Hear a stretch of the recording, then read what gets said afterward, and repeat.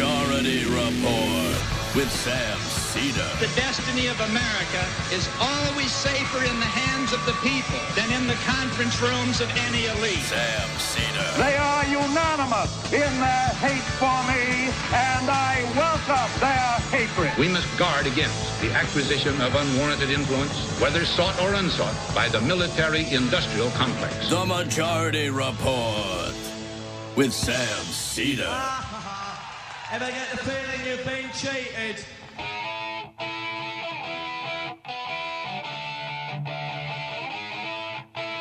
All right, it's August 6th, 2015, 8:57, almost 8:58 p.m. Eastern.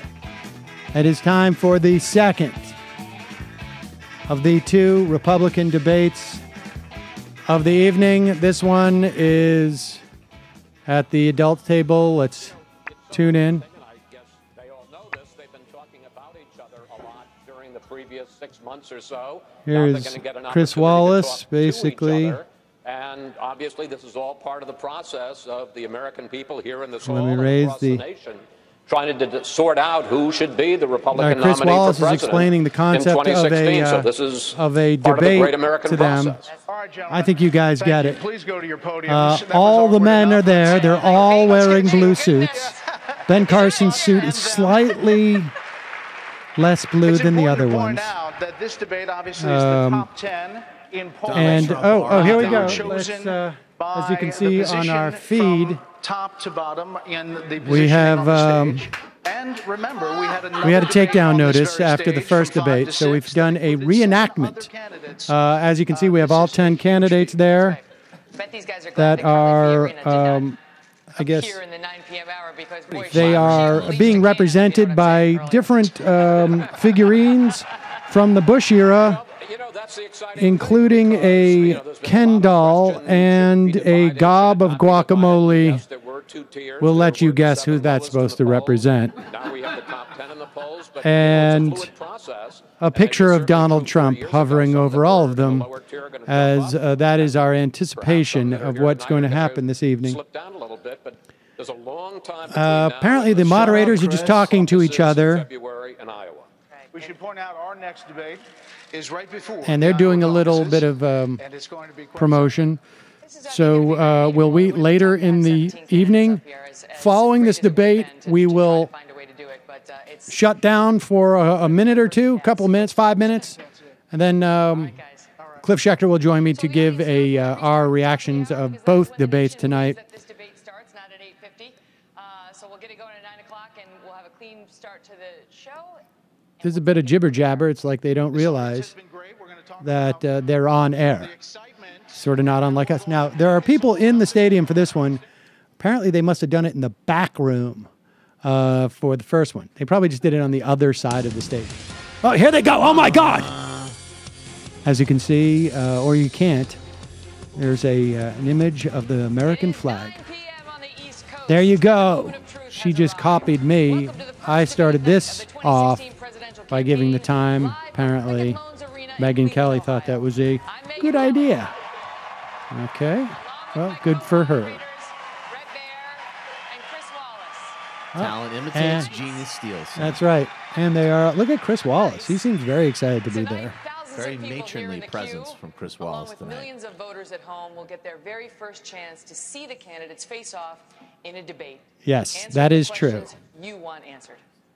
Less than a year from now, here we in go. This very arena, one of these 10 candidates, or one of the 7 on the previous debate tonight, will accept or the Mitt Republican Romney. Party's Could nomination. I'm coming Tonight's back. candidates were selected based on an average of 5 national polls. Just a few hours ago, you heard from the candidates ranked 11 through 17, and now the primetime event, the top 10.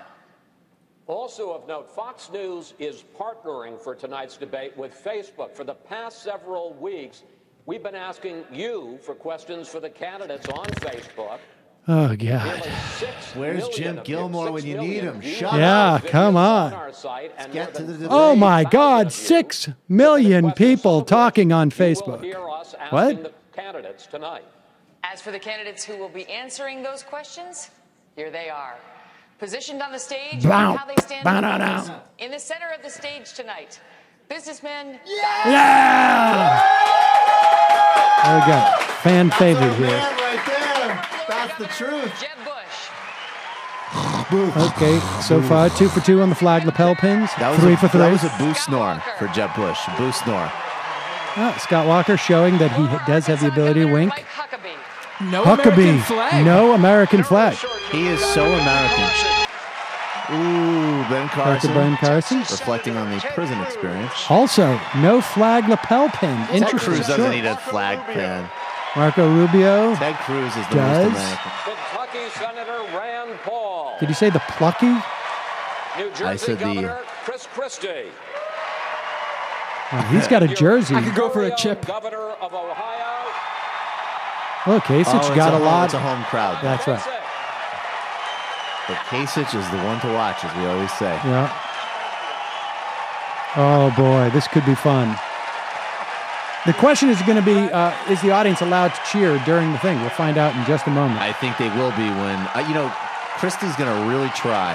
Brett, I think Christie's going to attack Jeb. It might be. It might be. We'll see. Listen, the rules. Some objections coming. It might be. The rules for tonight are simple. 1 minute for answers, 30 seconds for follow-ups. Oh, it's going to be deep. And if the candidate runs over, you'll hear this. Pleasant, no? We also have a big crowd here with us tonight in the home of the Cavaliers, How as about I mentioned. they want? They can use this.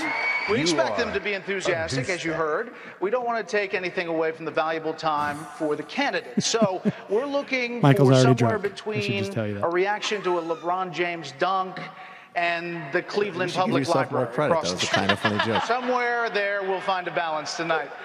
Without further ado, let's begin. Gotta say, Gentlemen, great teeth. we know Brett Baer. how much you Great love teeth. hand-raising questions. So we promise this is the only one tonight. The only one. Is there anyone on stage, and can I see hands, who is unwilling tonight to pledge your support to the eventual nominee of the Republican Party? This is and the pledge try and to not run an independent embarrass campaign Trump against question. that person. Again, we're looking for you to raise your hand now. Raise your hand Don't now raise if it, you Donald. won't make that pledge tonight. Mr. Trump. I love it.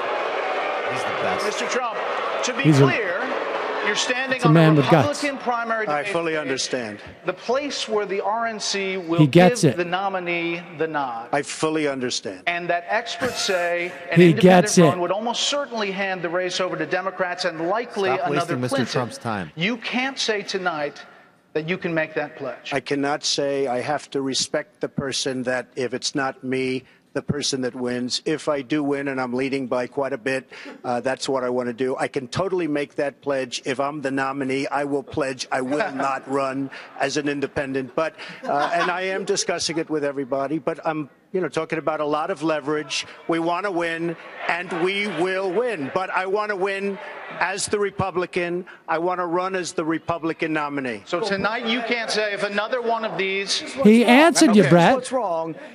He buys and sells politicians of all stripes. He's already, Dr. Paul. hey, look, He's like he's a Jew. already hedging his bet on the Clintons, okay? So if he doesn't run as a Republican, maybe he supports Clinton or maybe runs as an independent. Okay. But I'd say that he's already hedging his bets because he's used to buying politicians. Well, I've given him plenty of money. Just to Boom. be clear, you can't make it. We're going to move on. You're not going to make the pledge tonight. I will not make the pledge at this time. Okay. Oh, All right. That's I love this guy. Him and Bernie are the yin That's and it. yang of this election I think cycle. that's a 50-50 split. Questions is on the And subject there you of have it, folks. electability That's going to be the story for the in the next general election. 6 months. And we start tonight with you, Dr. Carson. You are a successful neurosurgeon, but you admit That's that you have correct. had to study up when it comes to foreign policy, saying there's a lot to learn. What's Your the critics say Knesset? that your inexperience They do all shows. sorts of stupid things in You other suggested that the countries which Baltic don't make states are any not a sense part to of me. I'm a NATO. brain surgeon. Just months ago, you were unfamiliar with the major political parties and government in Israel. And domestically, you thought Alan Greenspan had been Treasury Secretary instead of Federal Reserve Chair. Aren't these basic mistakes? Who's Alan And don't they Greenspan? raise legitimate I have a questions life. I about don't whether know these you are things. ready to be president? Well, I could take issue with all of those things, but we don't have time. But I will say we have a debate here tonight, and we will have an opportunity to explore those areas. And I'm looking very much forward to demonstrating that, in fact, the thing that is probably most important is having a brain and to be able to figure things out and learn things very rapidly. So I think they all actually have brains. Experience comes from a large number of different arenas. He's a brain surgeon. America a brain became surgeon. a great You nation should be aware of the sort early of universal on, distribution not because of brains. it was flooded with politicians, but because it was flooded with people who understood the value of personal responsibility, hard work, creativity, innovation, and that's what will get us on the right track now as well.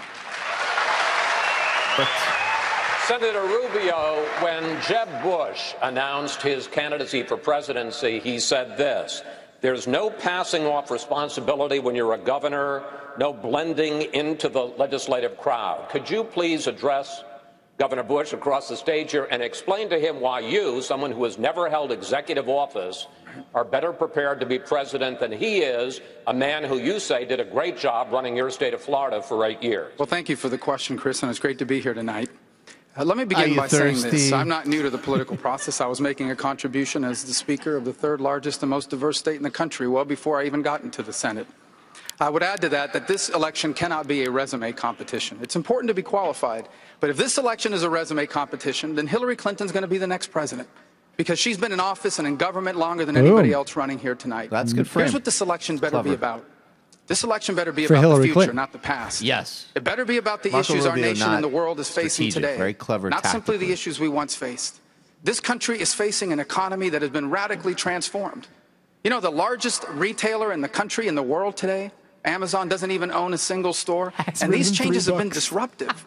They have changed people's lives. The jobs that once sustained our middle class, they either don't pay enough or they are gone. And we need someone that understands that as our nominee. If I'm our nominee, how is Hillary Clinton going to lecture me about living paycheck to paycheck? I was raised paycheck to paycheck. How is she? Excuse me, Hillary. I use credit cards to enrich myself and my wife I owed over illegally. $100,000 just 4 years ago. If I'm our nominee, we will be the party of the future. And now I'm a multimillionaire. Oh, wait a second. I've been senator. Excuse me. But that said, I would love to tell you about a great new investment opportunity. You say you have a life experience uniquely your own, not your father's, not your brother's.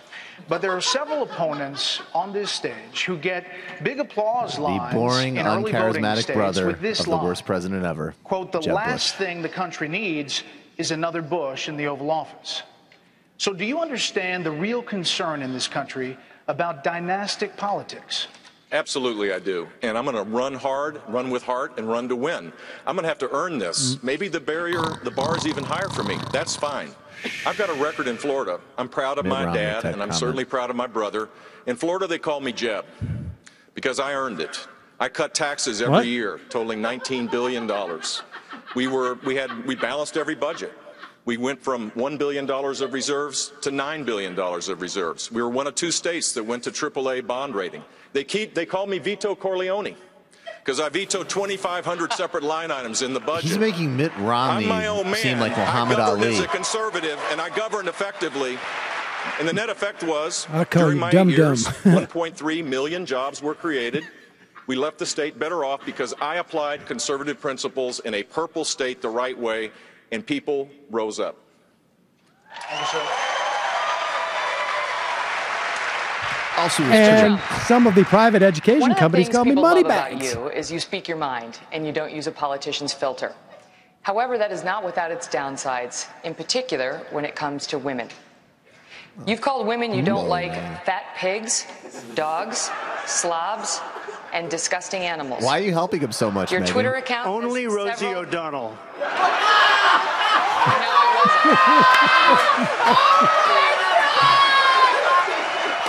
Your Twitter account. His polling rate, his polling points just went through the roof again. For the record, it was well beyond Rosie O'Donnell. Yes, I'm sure it was. Your Twitter account has several disparaging comments about women's looks. You once told a contestant on Celebrity Apprentice it would be a pretty picture to see her on her knees. Does that sound to you like the temperament of a man we should elect as president? And how will you answer the charge from Hillary Clinton, who is likely to be the Democratic nominee, that you are part of the war on women? I think the big problem this country has is being politically correct. I've been... Oh my God, he's doing it. I've been challenged by so many people, and I don't frankly have time for total political correctness. And to be honest with you, this country doesn't have time either. This country is in big trouble. Giving him multiple we don't Chiron win anymore. Ones. We lose to China. We lose to Mexico, both in trade and at the border. We lose to everybody. And frankly, what I say, and oftentimes it's fun, it's kidding, we have a good time, what I say is what I say. And honestly, Megyn, if you don't like it, I'm sorry. I've been very nice to you, although I could probably maybe not be based on the way you have treated me, but I wouldn't do that. But you know what? We need strength, we need energy, we need quickness, and we need brain in this country to turn it around. That I can tell you right now. Senator Cruz, your colleague, Senator Paul, right there next to you, said a few months ago he agrees with you on a number of issues, but he says you do nothing to grow the party. He says you feed red meat to the base, but you don't reach out to minorities. You have a toxic relationship with GOP leaders in Congress. You even called the Republican Senate leader, Mitch McConnell, a liar recently. How can you win in 2016 when you're such a divisive figure? Chris, I believe the American people are looking for someone to speak the truth. Chris, I'm a sociopath. And I will literally put your body in chloroform. If you're looking for someone to go to Washington, to go along, to get along, to agree with the career politicians in both parties who get in bed with the lobbyists and special interests, then I ain't your guy. There is a reason that we have $18 trillion in debt. Because as conservatives, as Republicans, we keep winning elections. We got a Republican House, we got a Republican Senate, and we don't have leaders who honor their commitments. I will always tell the truth and do what I said I would do. Chris, if you want a candidate that doesn't kill small children, I'm not your guy. You're not exactly the darling of conservatives. You tout your record as a Republican governor in a blue state. On Facebook, the most people talking about you, not surprisingly, come from your state of New Jersey, and one of the top issues they are talking about is the economy. This may be why. Under your watch, New Jersey has undergone 9 credit rating downgrades. The state's 44th in private sector growth. You face an employee pension crisis, and the Garden State has the 3rd highest foreclosure rate. In other words, you're just country. a bad governor. So why should voters believe getting nicer that your management of the country's finances would be any different? If you think it's bad now, you should have seen it when I got there. Fact is, fact is, in the 8 years before I became governor, taxes and fees were raised at the state level 115 times. In the 8 years before I became governor, spending was increased 56%. And in the 8 years before I became governor, there was 0 net private sector job growth in New Jersey. 0 for 8 years. So what did we do? We came in, we balanced an $11 billion deficit on a $29 billion budget by cutting over 800 programs in the state budget. We brought the budget into balance with no tax increases. In fact, we vetoed 5 income tax increases during my time as governor. We cut business taxes $2.3 billion, and we cut regulation by 1/3 of what my predecessor put in place. And what's happened since? 192,000 new private sector jobs in the 5.5 years I've been governor. We have a lot of work to do in New Jersey, but I am darn proud of how we've brought our state back. Respectable. Governor Walker, you have consistently said that you want to make abortion illegal, even in cases of rape, incest, or to save the life of the mother. You recently signed an abortion law in Wisconsin that does have an exception for the mother's life, but you are on record as having objected to it. Would you really let a mother die rather than have an abortion? And with 83% of the American public in favor of a life exception, are you two out of the mainstream on this issue to win the general election? It's kind of cool to let I'm pro-life. right? I've always been pro-life. And I've got a position I think is consistent with many Americans Would you out abort there. that bald spot if you could? And that I believe that that is an unborn child that's in need of protection out there. And I've said many a time that that unborn child can be protected, and there are many other alternatives that will also protect the life of that mother. That's been consistently proven. Unlike Hillary Clinton, who has a radical position in terms of support for Planned Parenthood, I defunded Planned Parenthood more than 4 years ago, long before any of these videos came out. I've got a position that's in line with everyday America. Governor Huckabee, like Governor Walker, you have staked out strong positions on social pushing issues. Walker. You favor And that's a softball, right? This is supposed to be the supposed challenging question. You favor a constitutional amendment banning abortions. He nailed it. It's like, how come you are so anti-abortion? Country agree with you, but according to the polls, and again, this is an electability question, according to the polls, more people don't. So how do you persuade enough independents and Democrats to get elected in 2016? Chris, I disagree with the idea that the real issue is a constitutional amendment. That's a long and difficult process. I've actually taken a position that's bolder than that. A lot of people are talking about defunding Planned Parenthood as if that's a huge game changer. I think it's time to do something even more bold. Troops. I think the next president ought to invoke the 5th and 14th Amendments to the Constitution. Now that we clearly know that that baby inside the mother's womb is a person at the moment of conception. The reason we know that it is because of the DNA schedule that we now have clear scientific evidence on. And this notion that we just continue to ignore the personhood of the individual is a violation of that unborn child's 5th and 14th Amendment rights for due process and equal protection under the law. It's time that we recognize the Supreme Court. Just a reminder about Huckabee's science. He sells cinnamon to fight diabetes. And protect children instead of rip up their body parts and sell them like they're parts to a Buick. Why not a Porsche? Senator Paul, you recently blamed the rise of ISIS on Republican hawks. Now, you later said that statement, you could have said it better. Jews. But the statement went on, and you said, them. quote, it was the Jews. Everything they've talked about in foreign policy, they've been wrong for the last 20 years. Why are you so quick to blame your own party? First of all, only ISIS is responsible for the terrorism. Only ISIS is responsible for the depravity. But we do have to examine, how are we going to defeat ISIS? I've got a proposal. I'm the leading voice in America for not arming the allies of ISIS. Smart. I've been fighting amidst a lot of opposition from both Hillary Clinton as well as some Republicans who wanted to send arms to the allies of ISIS. ISIS rides around in $1 billion worth of U.S. Humvees. It's a disgrace. We ought to stop it. We shouldn't fund our enemies, for goodness sakes. So we didn't create ISIS. ISIS created themselves, but we will stop them. And one of the ways we stop them is by not funding them and by not arming them. He handled that right. Governor Kasich, you chose to expand Medicaid in your state, unlike several other governors on this stage tonight, and it is already over budget by some estimates, costing taxpayers an additional $1.4 billion in just the first 18 months. You've defended your Medicaid expansion by invoking God, saying to skeptics that when they arrive in heaven, St. Peter isn't going to ask them how small they've kept government, but what they have done for the poor. Why should Republican voters, who generally want to shrink government, believe that you won't use your St. Peter rationale to expand every government program? Well, first of all, Megan, you should know that President Reagan expanded Medicaid 3 or 4 times. Secondly, I had an opportunity to bring resources back to Ohio to do what?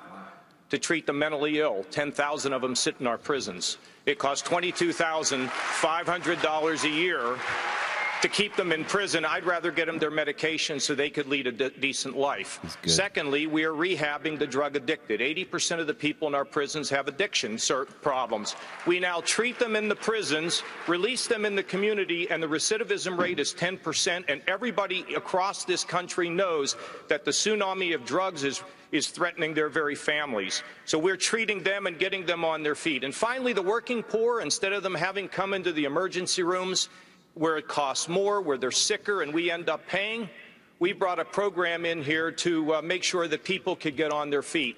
And you know what? Everybody has a right to their God-given purpose. And finally, our Medicaid is growing at one of the lowest rates in the country. And finally, we went from $8 billion in the hole to $2 billion in the black. We've cut $5 billion in taxes, and we've grown 350,000 jobs. He's the threat.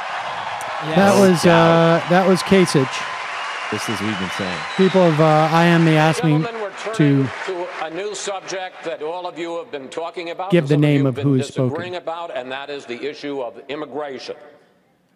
Governor Bush, you released a new plan this week on illegal immigration, focusing on enforcement, which some suggest is your effort to show that you're not soft on that issue. I want to ask you about a statement that you made last year about illegal immigrants, and here's what you said.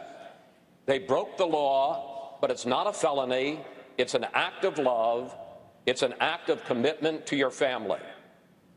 Do you stand by that statement, and do you stand by your support for earned legal status? I do. I believe that the great majority of people coming here illegally have no other option. They want to provide for their family. But we need to control our border.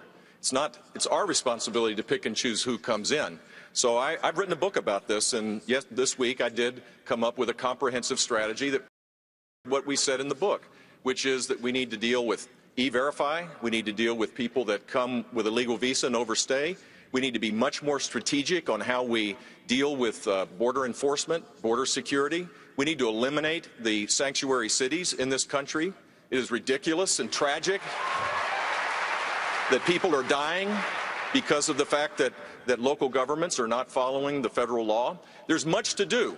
And I think rather than talking about this as a wedge issue, which Barack Obama's done now for 6 long years, the next president, and I hope to be that president, will fix this once and for all so that we can turn this into a driver for high sustained economic growth. And there should be a path to earn legal status for those that are here.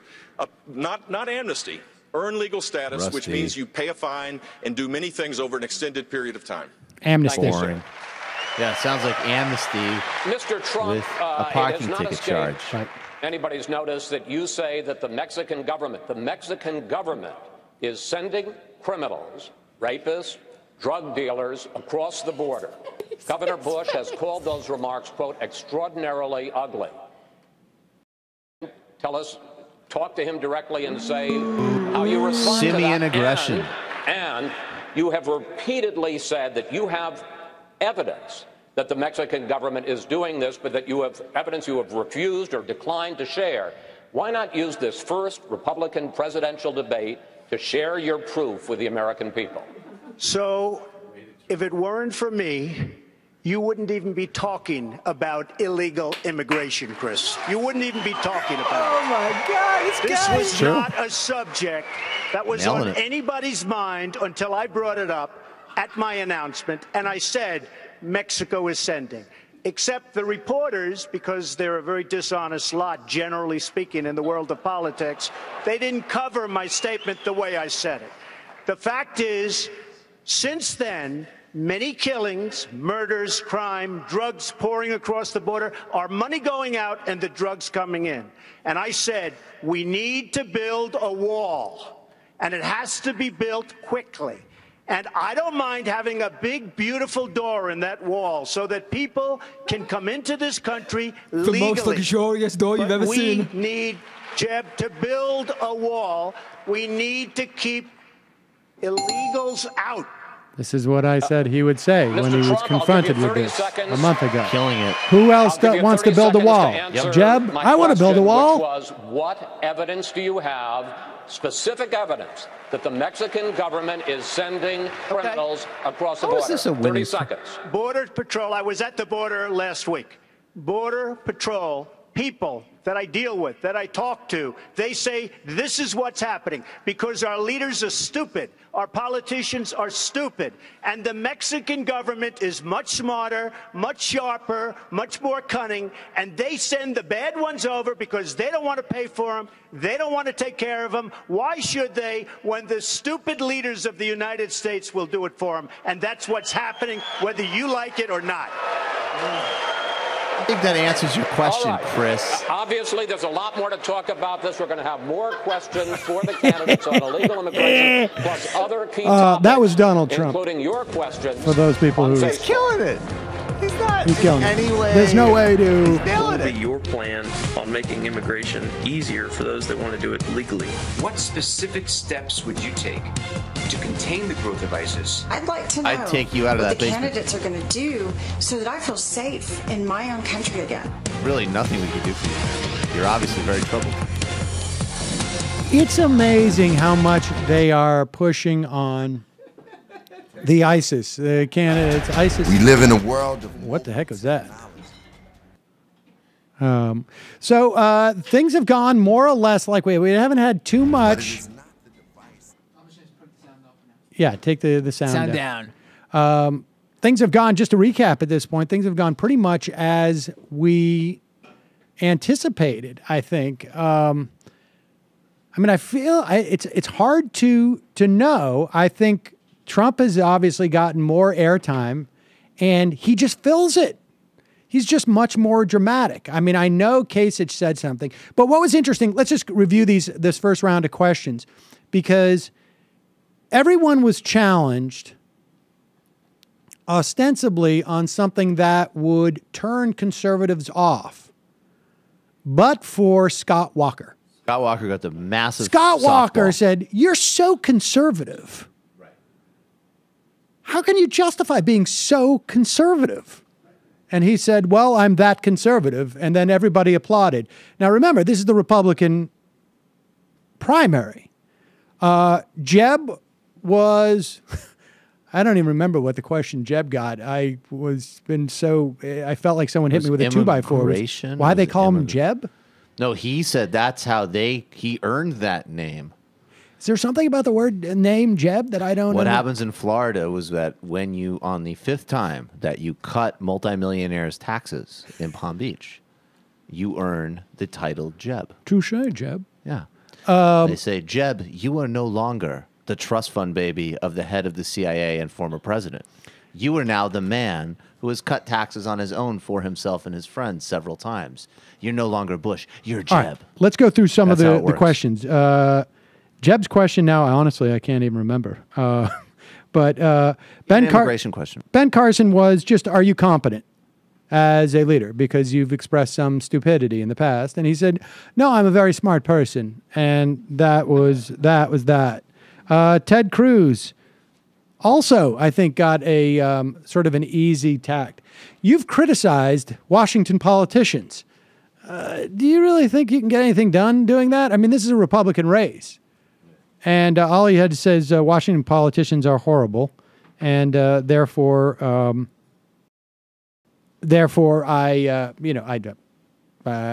call them that. Marco Rubio, are you really qualified to be president? And you said Jeb was great once. Oh, here we go. We're back up.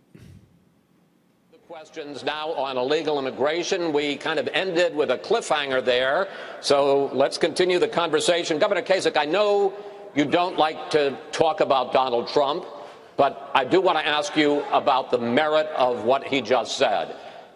When you say that the American government is stupid, that the Mexican government is sending criminals, that we're being bamboozled, is that an adequate response to the question of illegal immigration? Chris, first of all, I was just saying to Chris Christie, they say we're outspoken. We need to take lessons from Donald Trump if we're really going to learn it. Hey, here's the thing about Donald Trump. Donald Trump's hitting a nerve in this country.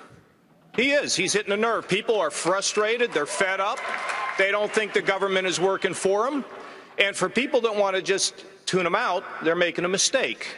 Now, he's got his solutions. Some of us have other solutions. You know, look, I balanced the federal budget as one of the chief architects when I was in Washington. Hadn't been done since. I was a military reformer. I took the state of Ohio from an $8 billion hole and a 350,000 job loss to a $2 billion surplus and a gain of 350,000 jobs. Respectfully, can we talk about illegal immigration? But the point is that we all have solutions. Mr. Trump is touching a nerve because people want the wall to be built. They want to see an end to illegal immigration. They want to see it, and we all do. But we all have different ways of getting there, and you're going to hear from all of us tonight about what our ideas are. All right. Well, Senator Rubio, let me see if I can do better with you. Is it as simple as our leaders are stupid? In other words, is anyone going to criticize Trump? These illegals coming over are criminals? Well, let me set the record straight on a couple of things. The first is the evidence is now clear that the majority of people coming across the border are not from Mexico. They're coming from Guatemala, El Salvador, Honduras. Those countries are the source of the people that are now coming in its majority. I also believe we need a fence. The problem is if El Chapo builds a tunnel under the fence, we have to be able to deal with that too. And that's why you need an E-Verify I'm going to build a deeper fence. Entry-exit tracking system and all sorts of other things to prevent illegal immigration. But I agree with what Governor Kasich just said. People are frustrated. This is the most generous country in the world when it comes to immigration. There are 1 million people a year who legally immigrate to the United States. And people feel like we're being taken advantage of. We feel like despite our generosity, we are being taken advantage of. And let me tell you who never gets talked about in these debates. The people that call my office, who have been waiting for 15 years to come to the United States, and they paid their fees, and they hired a lawyer, and they can't get in, and they're wondering maybe they should come illegally. And so these are important issues, and we should address it. It's a serious problem that needs to be addressed. And otherwise, we're going to keep talking about this for the next 30 years like we have for the last 30 years. Governor Walker. You can't get through 2 minutes without 2002 having till as run. recently That is as Marco Rubio. 2013, just 2 years ago, you supported comprehensive immigration reform, including a path to citizenship. Now you say that was a quick reaction to something you hadn't really thought about and that you've changed your mind. Other than politics, could you explain why in the last 2 years you've changed your position on a path to citizenship, and are there other past positions that we shouldn't hold you to? Yeah, well, Chris, I actually said it on your show earlier this year. I flat out said, I acknowledge that. I said I actually listened to the American people, and I think people across America want a leader who's actually going to listen to them. I talked to border state governors and other elected officials. I looked at how this president, particularly through last November, messed up the immigration system in this country. And most importantly, I listened to the people of America. I believe we need to secure the border. I've been to the border with Governor Abbott in Texas and others, seeing the problems that they have there. There's international criminal organizations penetrating our southern-based borders, and we need to do something about it. Secure the border, enforce the law, no amnesty, and go forward with a legal immigration system that gives priority to American working families and wages. Senator Cruz, some 1,400 people submitted That was questions Scott Walker on this very hot topic of illegal agreeing immigration with Trump on Facebook, and a number of them Chris were Wallace about has the given up, I murder guess. of Kate Steinle in San Francisco, Accepting defeat. allegedly shot down by an illegal. Doug Betancourt sent this question. Will you support Kate Steinle's law, which would impose a mandatory 5-year prison term for an illegal who's deported and then returns to this country? And will you defund sanctuary cities for violating federal law? Chris, absolutely yes. And not only will I support it, I have authored Kate's law in the United States Senate and filed that legislation. I tried to get the Senate to vote to pass Kate's law on the floor of the Senate just 1 week ago, and the leader of our own party blocked a vote on Kate's law. You know, there was reference made to our leaders being stupid. It's not a question of stupidity. It's that they don't want to enforce the immigration laws. That there are far too many in the Washington cartel that support amnesty. President Obama's talked about fundamentally transforming this country. Dude is good. There's 7 billion Washington people across the cartel. face of the globe, many of whom want to come to this Talking country. If they about come legally, immigration, great. talks about But if they cartels. come illegally and they get amnesty, that is how we fundamentally change this country. And it really is striking. A majority of the candidates on this stage have supported amnesty. I have never supported amnesty, and I led the fight against Chuck Schumer's Gang of 8 amnesty legislation in the Senate. Cruz coming through. All right, gentlemen, we're going to switch topics now and talk They're a all bit about saying the terror identical and national thing security. and just being they're marginally delivering it better. You've said more that Senator extreme than Paul's the next guy. opposition to the NSA's collection of phone records has made the United States weaker and more vulnerable, even going so far as to say that he should be called before Congress to answer for it if we should be hit by another terrorist attack. Do you really believe you can assign blame to Senator Paul just for opposing the bulk collection of people's phone records in the event of a terrorist attack? Yes, I do. And I'll tell you why. Because I'm the only person on this stage who's actually filed applications under the Patriot Act, who have gone before the federal, the Foreign Intelligence Service Court, who has prosecuted and investigated and jailed terrorists in this country after Fort September Dix 11th. 5. I was appointed U.S. Attorney by President Bush on September 10th, 2001, and the world changed enormously the next day. And it happened in my state. This is not theoretical to me. I went to the funerals. We lost friends of ours in the Trade Center that day. My own wife was 2 blocks from the Trade Center that day at her office, having gone through it that morning. When you actually have to be responsible for doing this, you can do it, and we did it for 7 years in my office, respecting civil liberties and protecting the homeland. And I will make no apologies ever for protecting the lives and the safety of the American people. We have to give more tools to our folks to be able to do that, not fewer, and then trust those people and oversee them to do it the right way. As president, that is exactly what I'll do. Megan, may I respond? May I respond? Go ahead, sir. Megan. I want to collect more records from terrorists, but less records from innocent Americans. The Fourth Amendment was what we fought the revolution over. John Adams said it was the spark that led to our war for independence. And I'm proud of standing for the Bill of Rights, and I will continue to stand for the Bill of Rights. And Megan, that's a completely ridiculous answer. I want to collect more records from terrorists, but less records from other people. How are you supposed to know, Megan? Use the Fourth What are you supposed Amendment. to? How are you supposed Use to? the Fourth no, I'll Amendment. tell you how you Get a warrant. Let me tell you something. Get you a go judge to sign when a warrant. Senator. Go ahead, wait, Governor Christie, make your point. Listen, Senator, when you're sitting in a subcommittee just blowing hot air about this, you can say things like that. When you're responsible for protecting the lives of the American people, then what you need to do is to make sure that you use the system the way it's supposed to work. Here's the problem, Governor. You fundamentally misunderstand the Bill of Rights. Every time you did a case, warrant from a judge. I'm talking about searches without warrants, indiscriminately of all Americans' records, and that's what I fought to end. I don't trust President Obama with our records. I know you gave him a big hug, and if you want to give him a big hug again, go right ahead. There you go. Big hug. Big hug. Just drop out now. Walk off the That was stage. Rand Paul.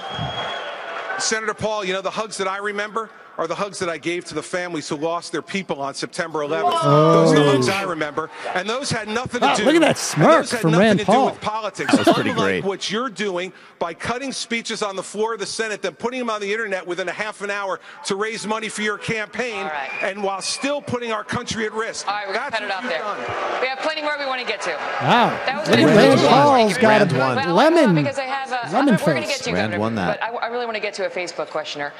His name is Alex Shalgren. Yeah, and rush to he has that. the following question. My question is, how would the candidates stop the treacherous actions of ISIS, ISIL, and its growing influence in the U.S. if they were to become president? Senator Cruz, I want to talk to you about this because many of the Facebook users and the folks on Facebook wanted the candidates to speak to ISIS tonight. You asked the chairman of the Joint Chiefs a question. What would it take to destroy ISIS in 90 days? He told you ISIS will only be truly destroyed once they are rejected by the populations in which they hide. And then you accused him of pushing Medicaid for the Iraqis. How would you destroy ISIS in 90 days? Megan, we need a commander-in-chief that speaks the truth. He probably would. We will not defeat radical Islamic terrorism so long as we have a president unwilling to utter the words radical Islamic terrorism. You'll recall that's what Bobby Jindal said. I mean, this stuff is just like When I asked General Rush Dempsey, Limbaugh's the chairman of the parachutes. Joint Chiefs, what would be required militarily to destroy ISIS, he said there is no military solution. We need to change the conditions on the ground so that young men are not in poverty and susceptible to radicalization. That, with all due respect, is nonsense. It's the same answer the State Department gave, that we need to give them jobs. What we need is a commander-in-chief who makes clear, say if things. you join ISIS, if you wage jihad on America, then you are signing your death warrant. You don't see it as an ideological problem? Throwing your support behind Donald Trump in addition now? to a military one. Megan, of course it's an ideological problem. That's one of the reasons why I introduced the Expatriate Terrorist Act in the Senate that said if any American travels to the Middle East and joins ISIS, that he or she forfeits their citizenship so they don't use a passport to come back and wage jihad on Americans. Yes, it is ideological, and let me contrast President Obama, who at the prayer breakfast essentially acted as an apologist. He said, well, gosh, the Crusades, the Inquisitions.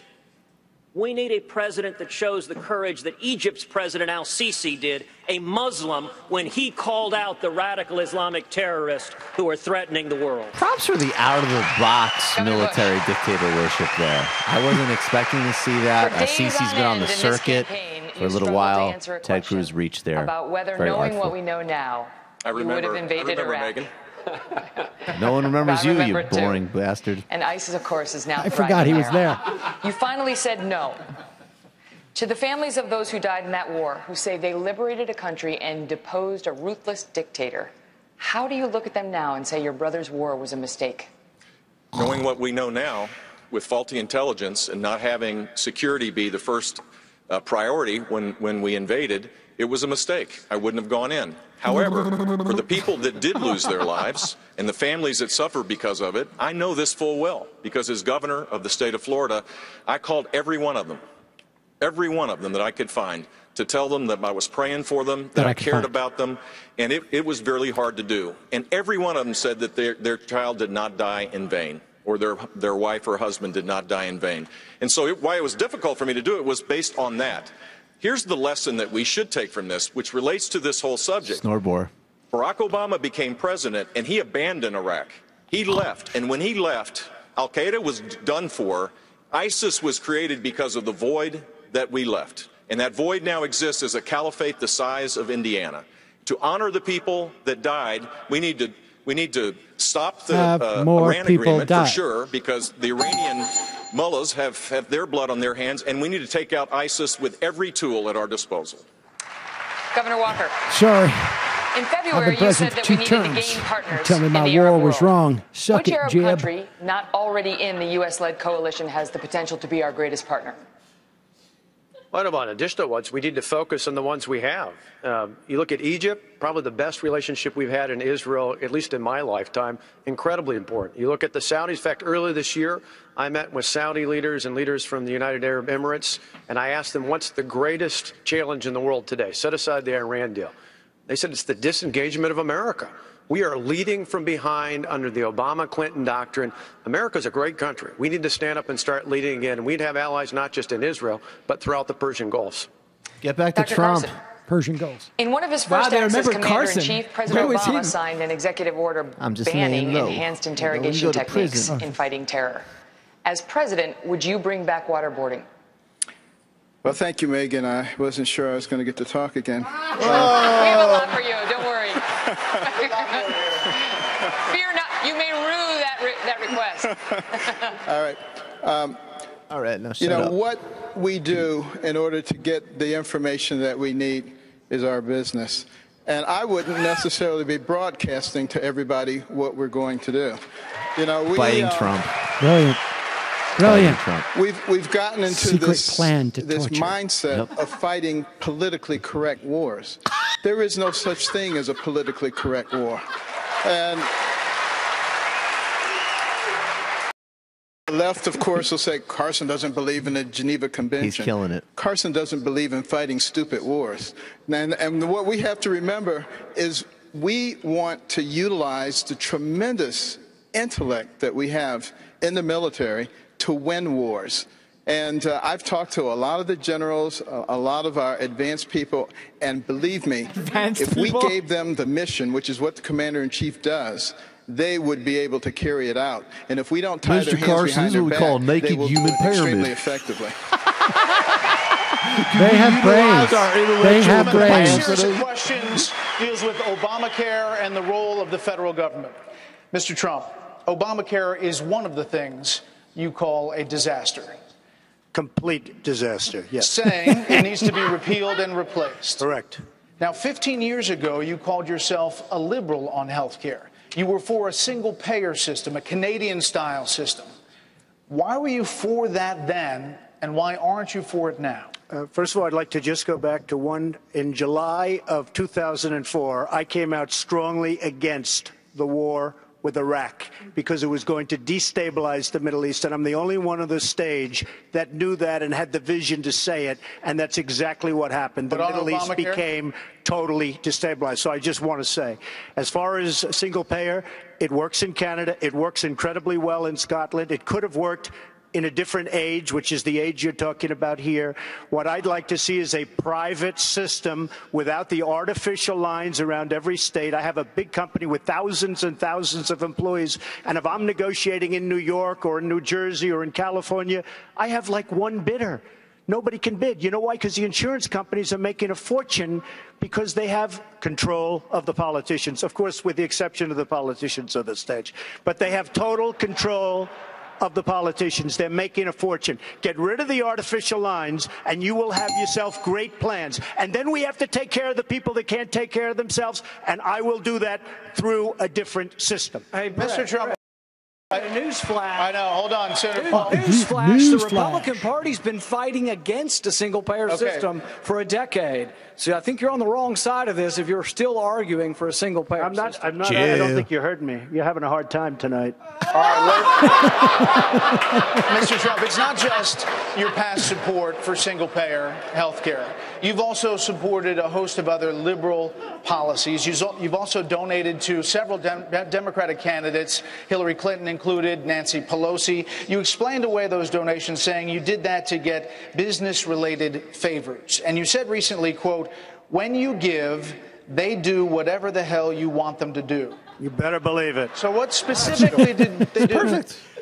If I ask them, if I need them, you know, most of the people on this stage I've given to, just so you understand. A lot of money. Not me. Not me. But you're welcome to give me a check, Donald, if you'd like. Many of them. Actually, to be clear, he supported Charlie Crist. Not Mike. Charlie, but I have. Donald, if you end your campaign, I hope you will give to me. Good. Okay. Sounds good. Sounds good to me, Governor. I will tell you that our system is broken. I give to many people. Before 2 months ago, I was a businessman. I give to everybody. When they call, I give. And you know what? When I need something from them, 2 years later, 3 years later, I call them. They are there for me. So and that's a broken system. So what'd you get from Hillary Clinton and Nancy Pelosi? Well, I'll tell you what. With Hillary Clinton, I said, be at my wedding, and she came to my wedding. You know why? She had no choice because I gave. I gave to a foundation that, frankly, that foundation is supposed to do good. I didn't know her money would be used on private jets going all over the world. It was. But okay. Mr. Trump, thank you. Hold on. We're gonna move on. We'll come back to you, Governor Walker. Just 1 second on this, though. We spend a lot of time talking about Hillary Clinton and pitting us back and forth. Let's be clear. We should be talking about Hillary Clinton on that last subject, because everywhere in the world that Hillary Clinton touched is more messed up today than before she and the president. We have many questions to come. Many questions to come. Governor Huckabee, on Facebook, John Pritzrioni asks this: will you abolish or take away the powers and cut the size of the EPA, the IRS, the Department of Education? Now, broadly, this is what is known the as size of the government oops is question. a big concern for Facebook users, Facebook persons, as well as obviously conservatives. But year after year, decade after decade, there are promises from Republicans to shrink government. But year after year, decade after decade, it doesn't happen. In fact, it gets bigger even under Republican politicians. So the question is, at this point, is the government simply too big for any one person, even a Republican, to shrink? It's not too big to shrink. But the problem is we have a Wall Street to Washington axis of power that has controlled the political climate. The donor class feeds the political class, who does the dance that the donor class wants. And the result is federal government keeps getting bigger. Every person on this stage who has been a governor will tell you that the biggest fight they had was not the other party, wasn't even the legislature.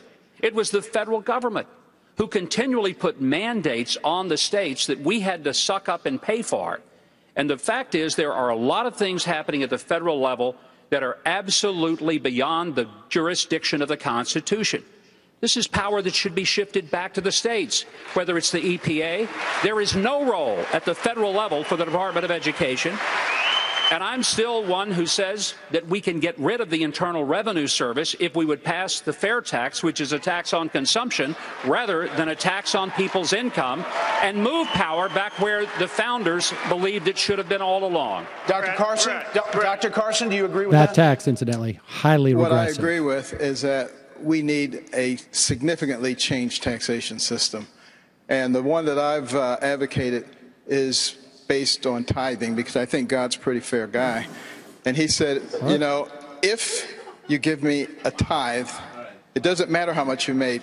If you had a bumper crop, you don't owe me triple tithes, and you had no crops at all, you don't owe me no tithes. So there must be something inherently fair about that, and that's why I've advocated a proportional tax system. You make $10 billion, you pay $1 billion. You make $10, you pay $1, and everybody gets treated the same way. And you get rid of the deductions, you get rid of all the loopholes. And right. Governor Bush. And I have a lot more to say about it. We're going to come It back means to you, a flat Dr. Carson. tax, Governor right? Bush, you The are same one of the percentage few for people everybody. on this stage who But advocates for God will Common bless Core it. education That's how his is standards, different. reading and math. A lot of people on this stage vigorously oppose federal involvement in education. Ooh, they say it Common should all be Core. handled locally. President Obama's Secretary of Education, Arne Duncan, has said that most of the criticism of Common Core is due to a, quote, fringe group of critics.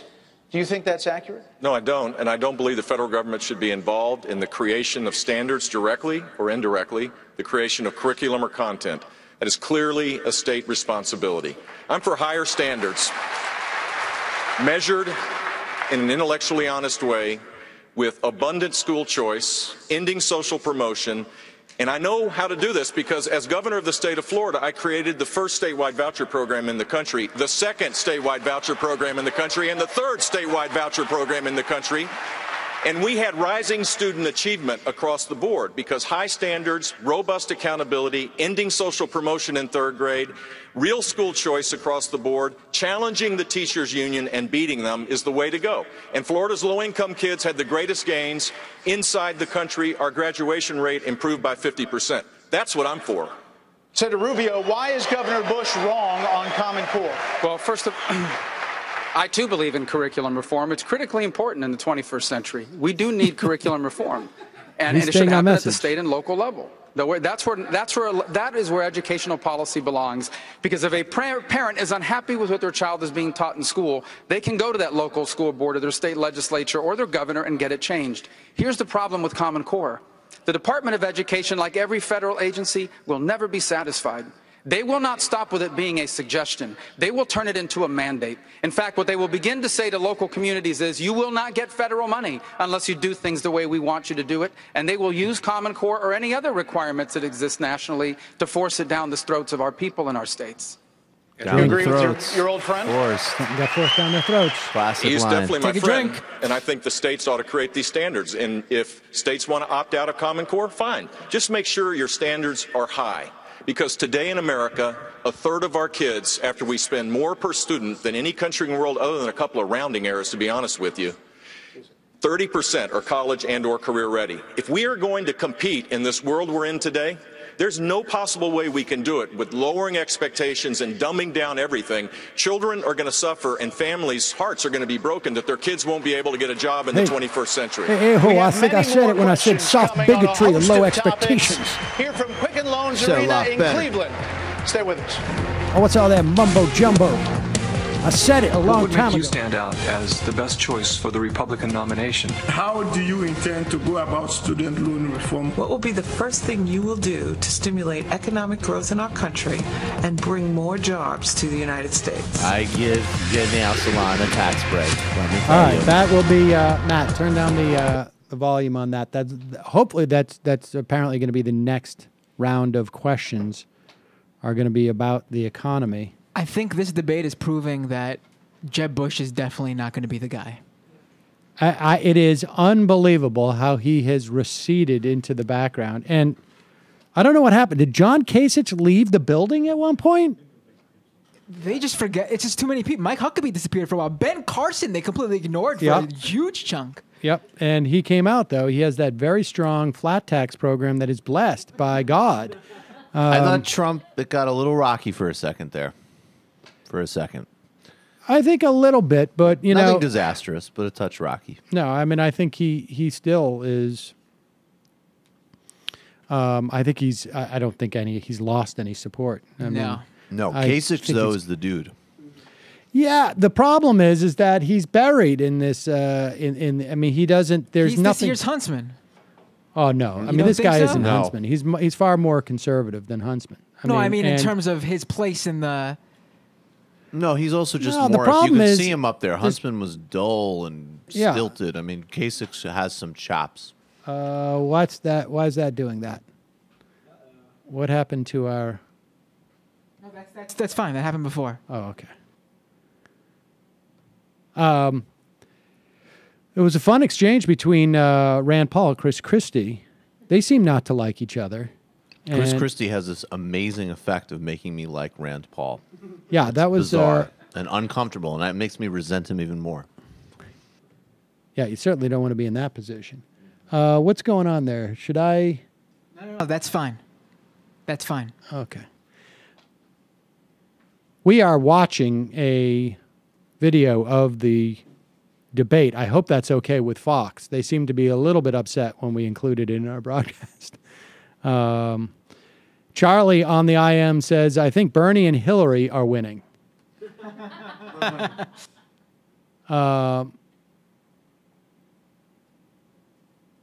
Let's see. Majority Report listener said to me, oh, this afternoon, I missed this. I defended you on Twitter to someone who thought someone else is better. I said you were funnier and that you looked funnier. Thank you. I got a poll going on whether or not Rick Perry was on painkillers or other narcotics this time. Yes, I think that's fair. Is Sam drinking beer from Brooklyn Brewery? I am indeed. Noah's family is in the house and have supplied us with food and beer. They've been They're the best. Far too kind. No, to be honest with you, I hate to say this, but they're the best. They're great. I don't know why you hate to say that. No, I Michael. was just trying to Trumpify it. Oh, I see. Yeah. Well, I want to announce that we are now contemplating having Noah's brother be our next intern. This has worked out so well. We're just going to cycle the you guys through every 2 or 3 months, and it's time to have more kids, too. guys. And maybe we can work Mom in too. We'll just keep cycling everybody through. Are we sure that this thing is all right? They're not back yet? Not back yet. All right, just. I assure you, they're not back. I think yet. Rubio's doing fine. I think the problem with Rubio is Rubio kind of reminds me, and you tell me if this is a silly comparison because you would know him better than me, but he kind of reminds me of Harold Ford a little bit. Just in the sense that they're both, like, when every profile of you mentions how slick and polished you are, you're kind of not slick. Because it shouldn't be so obvious. Well, I don't know. You know? I mean, I think Rubio clearly, and I got to say to his credit, is this is what he's going to do. And this is, he's in many respects running for vice president, right? But he is trying to project youth and I'm a disruptor. That line of Rubio's is going to be pulled if he becomes vice president, where he said Hillary Clinton has a great CV. And that's going to be pulled. And frankly, the idea that people are going to look to the Republican Party for youth and new ideas when he's just a younger guy saying everything. Come in a narrow way. The nominee of this party, if they're going to win, has got to come at it in a big way, which is pro-growth, which is balancing budgets. We were talking about it. People were saying, could we do it? I was the chairman of the budget committee and the lead architect the last time it happened in Washington. And when we did it, we had great economic growth, we cut taxes, and we had a big surplus. Economic growth is the key. Economic growth is the key to everything. But once you have economic growth, it is important that we reach out to people who live in the shadows, the people who don't seem to ever think they get a fair deal. And that includes people in our minority community. That includes people who feel as though they don't have a chance to move up. America is a miracle country. And we have to restore the sense that the miracle will apply to you. Each and every one of the people in this country who's watching tonight, lift everybody, unite everybody, and build a stronger United States of America again. It will be and can be done. I know that all of you would like to answer this question, but we're only going to ask one other candidate before we move on to a different subject. Dr. Carson, basically same question to you. If Hillary Clinton is the nominee and she comes at you with that kind of line of attack, how will you take her on? I guess presumably about wealth If Hillary inequality. is the candidate, which I doubt, that would be a dream come true. But, you know, the fact of the matter is, she is the epitome of the secular progressive movement. And she counts on the fact that people are uninformed, the Alinsky model, taking advantage of useful idiots. Well, I just happen to believe that people are not stupid. And the way I will come at it is to educate people, help people to actually understand that is that progressive movement that is causing them the problems. You know, you look at the national debt and how it's being driven up. If I was trying to destroy this country, what I would do is find a way to drive wedges between all the people, drive the debt to an unsustainable level, and then step off the stage as a world leader and let our enemies increase while we decreased our capacity as a military person. And that's what she's doing. He's basically just saying, Obama's a Manchurian candidate. Now to the subject of the economy, I'm surprised we haven't heard anything about Benghazi. money, and the government. And Governor Bush, I'm going to start with you.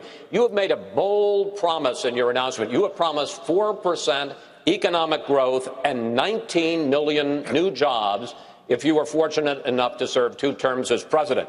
That many jobs, 19 million, would be triple what your father and your brother accomplished together. And 4% growth, the last president to average that was Lyndon Johnson during the height of the Vietnam War. So, question, how on earth, specifically, would you pull that off? We've done it 27 times since World War II. I think we need to lift our spirits and have high, lofty expectations for this great country of ours. The new normal of 2% that the left is saying you can't do anything about is so dangerous for our country. There's 6 million people living in poverty today, more than when Barack Obama got elected. 6.5 million people are working part-time, most of whom want to work full-time. We've created rules and taxes on top of every aspiration of people, and the net result is we're not growing fast, income's not growing. A 4% growth strategy means you fix a convoluted tax code. You get in and you change every aspect of regulations that are job killers. You get rid of Obamacare and replace it with something that doesn't suppress wages and kill jobs. You embrace the energy revolution in our country. This president and Hillary Clinton, who can't even say she's for the XL pipeline even after she's left, give me a break.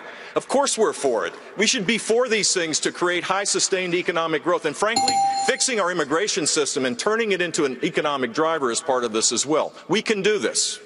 Governor Walker, when you ran for governor of Wisconsin back in 2010, you promised that you would create 250,000 jobs in your first term, first 4 years.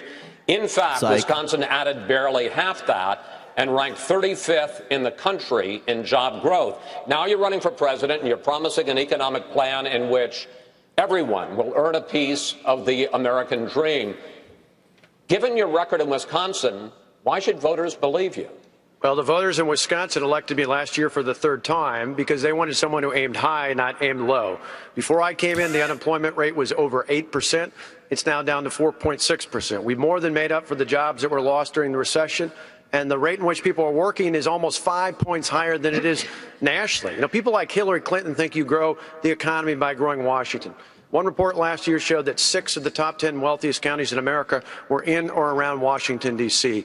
I think most of us in America understand that people, not the government, creates jobs. And one of the best things we can do is get the government out of the way, repeal Obamacare, rein in all the out-of-control regulations, put in place an all-the-above energy policy, give people the education and skills that they need to succeed, and lower the tax rate and reform the tax code. That's what I'll do as president, just like I did in Wisconsin. Hasn't spoke, I think, since he was owned Governor by Rand Christie, Paul. I want to engage you and Governor Huckabee in a subject that is a big issue in both of your campaigns, and that is entitlement reform. You say that to save the system, you want to raise the retirement age, have to raise the retirement age, and to cut benefits for Social Security and Medicare. And you say that some of the candidates here on the stage are lying. Governor Huckabee says he can save Social Security and Medicare without doing any of that. Is he lying? No, he's not lying. He's just wrong. I mean, so there's a difference. Listen, I'm the only guy on this stage who has put out a detailed 12-point plan on entitlement reform, and here's why. Because 71% of federal spending right now is on entitlements and debt service. 71%. And we have spent the last hour and 5 minutes talking about the other 29% and no time on the 71%. And that makes no sense. Now, let me tell you exactly what we would do on Social Security. Yes, we'd raise the retirement age 2 years and phase it in over 25 years. That means we'd raise it 1 month a year for 25 years when we're all living longer and living better lives. Secondly, we would means test Social Security for those who are making over $200,000 a year in retirement income and who have $4 to $5 million in liquid assets saved. They don't need that Social Security check. Social Security is meant to be to make sure that no one who's worked hard and played by the rules and paid into the system grows old in poverty in America. If we don't deal with this problem, it will bankrupt our country or lead to massive tax increases, neither one that we want in this country. It'd be great if Huckabee compared him to a Nazi now. Governor Huckabee, switched it up a little bit. You say that changing entitlements, the kind of thing that Governor Christie is talking about, would be breaking a promise to the American people. And you say that you can keep those programs, save Social Security, save Medicare, without those kinds of reforms through a fair tax, which is a broad tax on consumption. Please explain to Governor Christie how that would work and how you could save these programs without the kind of painful reforms he says we need. Let's all be reminded 60 million Americans are on Social Security. 60 million. A third of those people depend on 90% of their income from Social Security. Nobody in this country is on Social Security because they made the decision when they were starting work at 14 that they wanted to entrust some of their money with the government. The government took it out of their check whether they wanted them to or not. And if a person goes to 65, they're going to spend 51 years with the government reaching into their pocket at every paycheck. Now, here's the point. Whose fault is it that the system is screwed up? Is it the recipients or is it the government? And if Congress wants to mess with the retirement program, why don't we let them start by changing their retirement program and not have one, instead of talking about getting rid of Social Security and Medicare that was robbed $700 billion to pay for Obamacare. It's always that the government figures that they can do this off the backs of people, many of whom are poor and depend on that money. And I just think it's fundamentally lying to the people and stealing from them, and we shouldn't be doing it. Chris. There you go. Huckabee managed not to answer that question. Yeah, sure. I don't disagree with ending Congress's retirement program. I'm a governor. I don't have a retirement program in my state, and I don't disagree with that. But here's the news for the American people. He's complaining about the lying and stealing. The lying and stealing has already occurred. The trust fund is filled with IOUs. We can't fix the problem just by entering Congress's retirement. That's worth about this much. We need to go at the fundamental problem. And the fundamental problem is that this system is broken. It has been stolen from. We have been lied to. We need a strong leader to tell the truth and fix it. All right, it's amazing. This is a guy who's also robbed you ask about how we fund it. One of the reasons that Social Security is in funds. so much trouble is the only funding stream comes from people who get a wage. The people who get wages is declining dramatically. Most of the income in this country is made by people at the top who get dividends and capital gains. True. The fair tax transforms the process by which we fund Social Security and Medicare, because the money paid at consumption is paid by everybody, including illegals, prostitutes, pimps, drug dealers, all the people that are freeloading off the system now. That's why it ought to be a transformed system. What? All right. All right. Enough. Illegals, prostitutes? He must have, like... Getting a little R-rated. It's just like a word salad. Oh, and Megan just knocked him. Well, he's got to stand out, and he took his chance. I want to ask you about your business record. Trump corporations, casinos and hotels have declared bankruptcy 4 times over the last quarter century. In 2011, you told Forbes magazine this: "I've used the laws of the country to my advantage."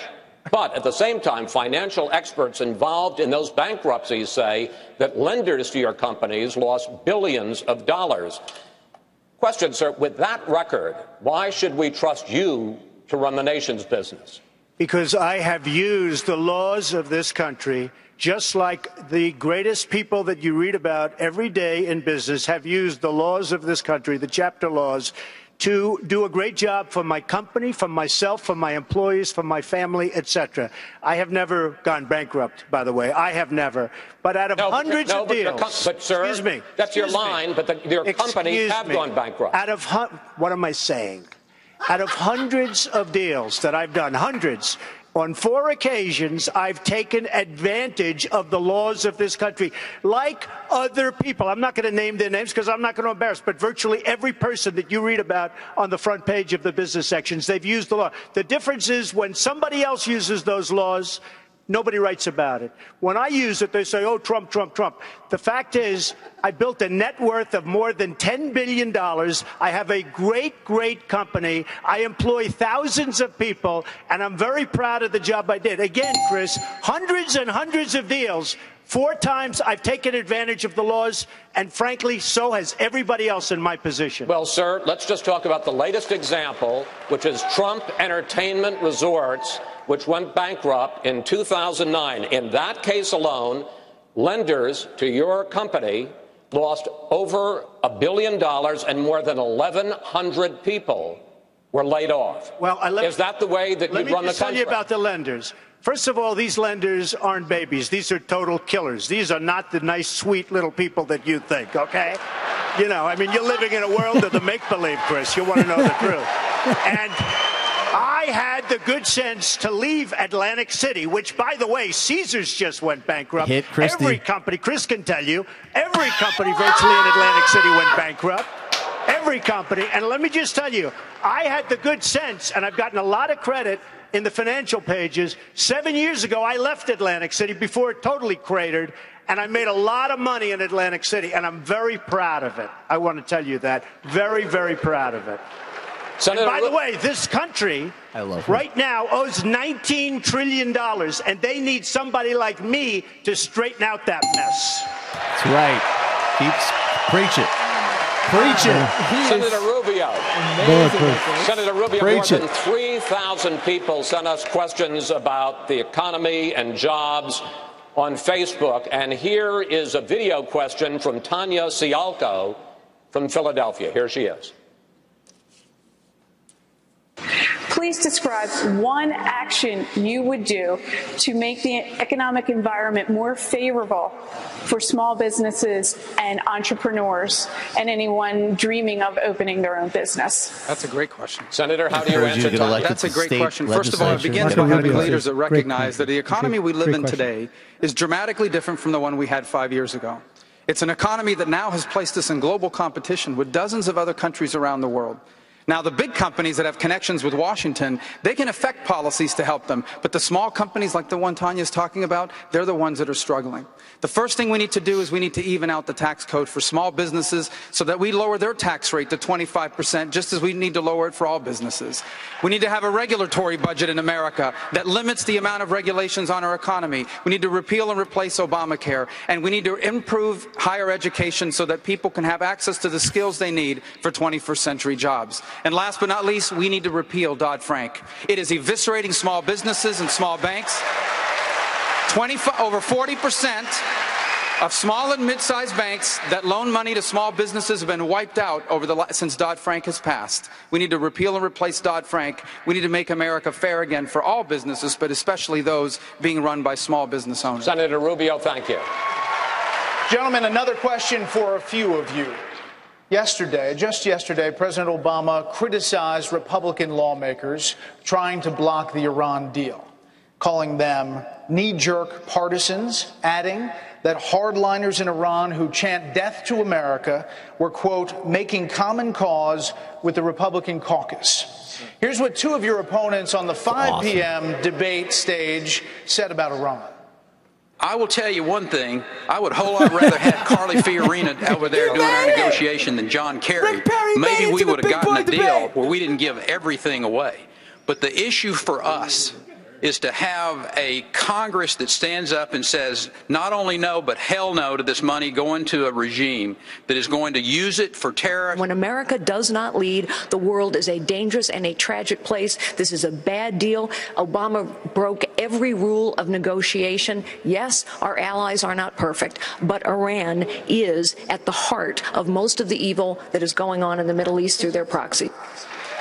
Now, I want to ask Except a few for of you ISIS, this. First, right? Governor I mean, Walker, just you've said minor that